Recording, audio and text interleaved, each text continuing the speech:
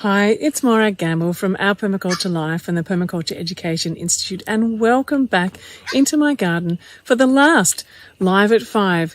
Thank you so much for joining me for the last, 55 or more episodes in my garden, talking about different ways to use plants and really simple ways to grow food. And we started out this journey when the lockdown started, particularly here in Australia, when, there was a big run on seeds and seedlings, and it was really difficult actually to get things to grow food with. So we looked at what you could use, food scraps. We talked about seeds that you could buy in the culinary section.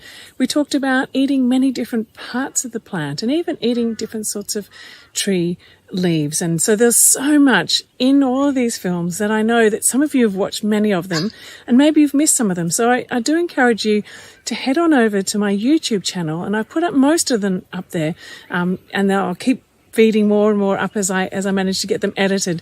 So the YouTube channel is Maura Gamble, Our Permaculture Life. And up there too, you'll find a lot of resources. There's well over 150 films now about different ways that you can grow food, and also tours into different people's gardens and interviews with really interesting people who are doing permaculture in different countries. So today I'm standing beside my lime tree. And my lime tree is kind of the feature plant in the middle of my food forest area next to my chickens. So it's kind of uphill from my chickens.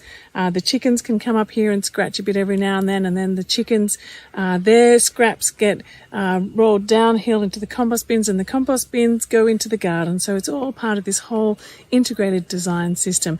And I use limes for so many things. And actually this tree produces such an abundance. I have to actually think too about sharing them. You have to share off these trees. There's so much, even just from one mature tree.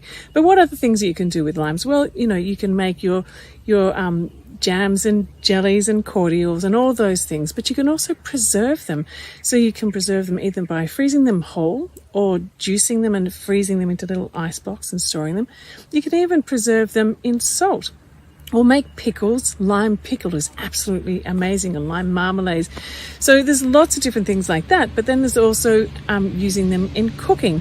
So I often squeeze lime as anything that I would use a lemon in. So, adding it into guacamole or into vinaigrettes, or even into a tea in the morning, or just some hot water in the morning. So lots of different ways that you can use the limes.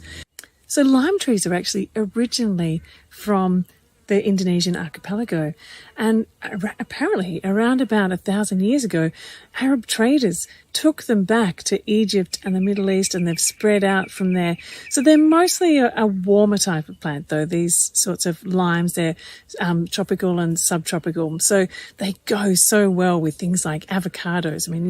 Put a lime in avocado and mash it up and make a beautiful guacamole. Absolutely awesome.